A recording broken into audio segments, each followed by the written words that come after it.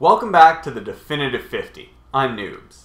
In the same way that Rare built on Nintendo's Mario 64 success with a number of 3D platformers of their own, they also followed Mario Kart 64 with Mickey's Speedway USA and Diddy Kong Racing.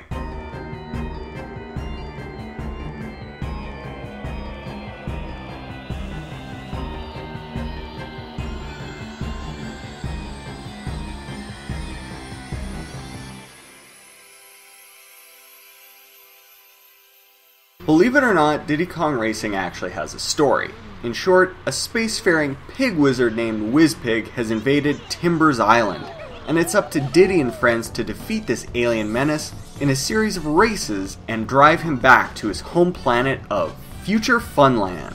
The game's adventure mode is actually quite elaborate, and resembles Rare's N64 platformer games in its construction. You roam around Timbers Island, finding entrances to races and earning golden balloons, which in turn open up more races. These contests aren't as simple as driving a kart around a track either. For starters, DKR actually features 3 vehicles. In addition to cars, there are hovercraft and airplanes, with different levels requiring different vehicles. Airplanes are slower but easier to maneuver, and of course they travel through the air. Hovercraft are best on water, but they can be tricky to turn with. There are also bosses to defeat, bonus games, and silver coin collection challenges. Despite Diddy's starring role, Diddy Kong Racing doesn't actually do much with the DK license. Aside from Crunch the Kremling, the game's other racers are pretty generic. There is Tip Top the Turtle, Pipsy the Mouse, Bumper the Badger, Timber the Tiger, and also Banjo the Bear and Conker the Squirrel. Apparently the intention was to use DKR as a jumping off point for these characters into other games. Banjo and Conker went on to have very different careers after appearing together here. DKR effectively consists of 5 worlds: Dino Domain, Snowflake Mountain, Sherbet Island, Dragon Forest, and Future Funland, and each world contains 4 normal tracks. Of course, all of these tracks are most certainly not reserved for the game's single-player mode either. Up to 4 can race on these tracks, as well as battle on the bonus courses.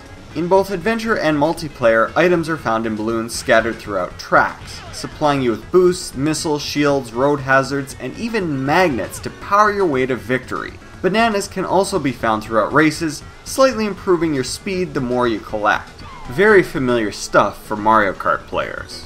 Rare had begun developing a Diddy Kong Racing sequel for the GameCube to be titled Donkey Kong Racing before being acquired by Microsoft. But believe it or not, that's not where the franchise ended.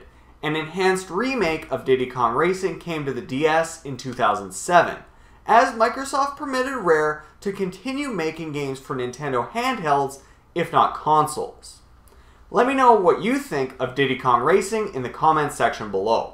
Don't forget to rate and subscribe. Check back next week for entry number 18 on the Definitive 50 N64 games.